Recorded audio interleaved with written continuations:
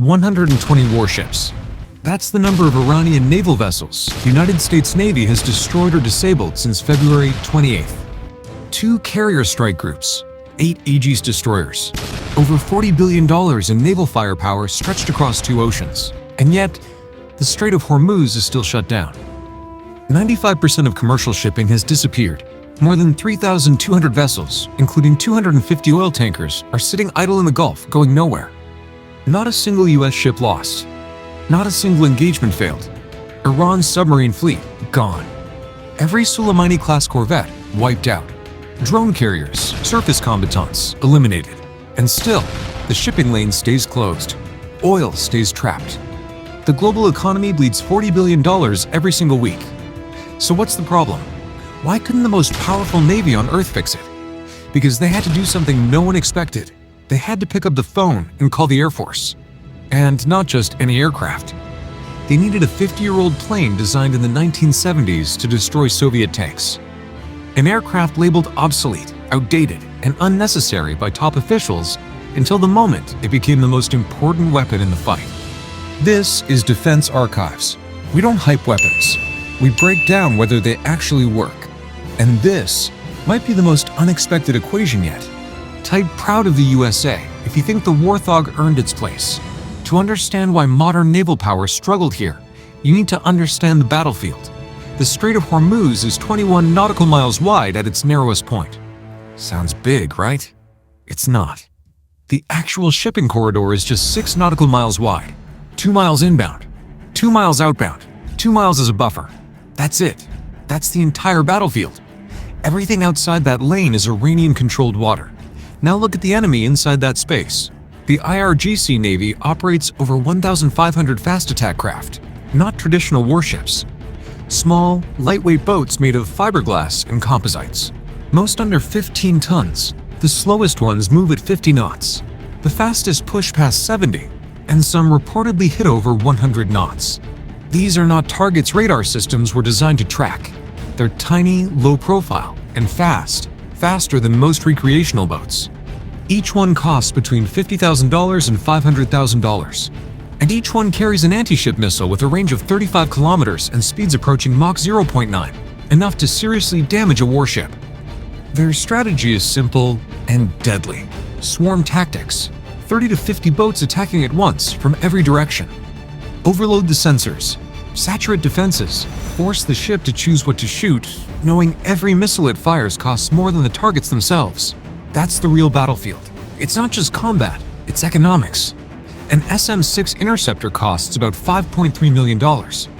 Firing that at a $50,000 boat, that's a 100-to-1 disadvantage. A Harpoon missile costs $1.5 million and isn't even designed for targets this small or fast. The Mark 45 naval gun fires 20 rounds per minute, fine for one target, useless against dozens. The CIWS system empties its magazine in 20 seconds and takes minutes to reload. And carrier jets?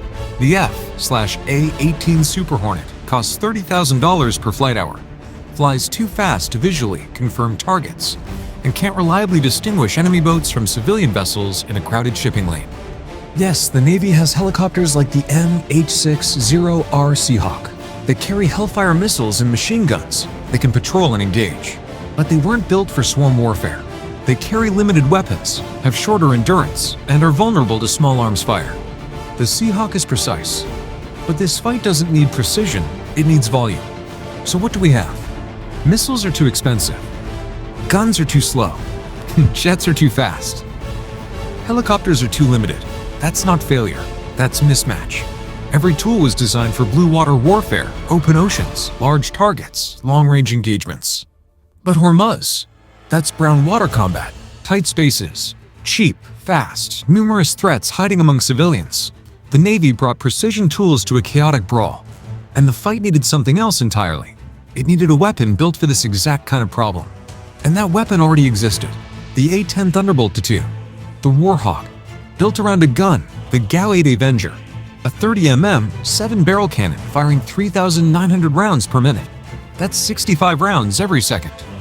The aircraft carries 1,150 rounds.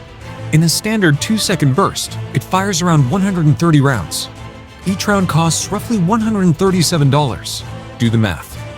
Destroying a fast attack boat costs under $10,000. Compare that to $5.3 million with an SM-6. That's a 500 to 1 advantage. Not an improvement, a complete shift in the battlefield equation. And the gun is just the start. The A-10 carries 16,000 pounds of weapons. Mavericks for medium-range targets. APKWS rockets for precision strikes at low cost. Everything about it is built for efficiency. But what really changes the game is how it flies. The A-10 isn't fast, and that's its strength. At around 300 knots, it gives the pilot time to see, identify, and engage. Unlike jets screaming past at 500 knots, the Warthog pilot can visually confirm targets in a crowded environment. No guessing. No relying only on sensors. Just eyes on target and pull the trigger. Midway through this breakdown, if you're starting to see why this matters, drop "Proud of the USA" in the comments right now and subscribe to the channel. The A-10 also stays longer, nearly 2 hours on station, extended further with external tanks. It doesn't rush in and out, it stays, patrols, hunts. Its straight wings allow tighter turns and better fuel efficiency at low speeds, perfect for a 6-mile corridor. And that gun, it hits exactly where it's aimed. The recoil alone is massive, nearly 10,000 pounds of force. The aircraft actually slows down while firing. That's how powerful it is. Each round carries enough energy to tear through armor. Against fiberglass boats, it's devastating. And survivability. The pilot sits inside a titanium armored cockpit designed to withstand heavy fire. This aircraft doesn't avoid damage, it absorbs it and keeps flying. But one aircraft isn't enough. What's happening over Hormuz right now is something unprecedented. 3 military branches operating together in a single 6-mile corridor. The Air Force with A-10S hunting fast boats and missile sites. The Army with Apache helicopters flying low, picking off targets that slip through. And the Navy maintaining air defense and handling high-end threats. This is layered warfare. Before this, the Navy was burning through millions of dollars per engagement. Now, the A-10 handles threats for under $10,000. The Apache engages at a fraction of missile costs. And the Navy preserves its high-end weapons for real threats like supersonic missiles. The entire equation flips. Iran's strategy was built on draining expensive resources. But they didn't account for this level of integration. They prepared for a Navy-only fight. They didn't expect a combined force rewriting the rules in real time. So why did the Navy call the Air Force? Not because it was weak, but because the battlefield demanded a different tool. Blue water power met a brown water problem, and the solution wasn't newer, faster, or more expensive. It was smarter, more efficient. Built for the job. The irony. That solution was a 50-year-old aircraft the military was planning to retire. So here's the real question I want you to really think about. If a 50-year-old aircraft, like the A-10 Warthog, can completely shift the balance in one of the most strategically critical waterways on Earth, outperforming billion-dollar naval systems in a real-world scenario, what does that say about the future of modern warfare?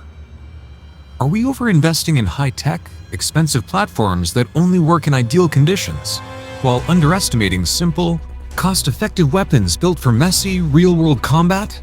And more importantly, when the A-10 is eventually retired, do you think the military is truly ready to replace its unique role? Or are we heading toward a gap that no advanced jet, drone, or missile system can fully fill? Let me know what you think, because this decision could shape the outcome of future conflicts. And if this breakdown changed how you see modern warfare, make sure you hit like, subscribe to Defense Archives, and stay tuned for more.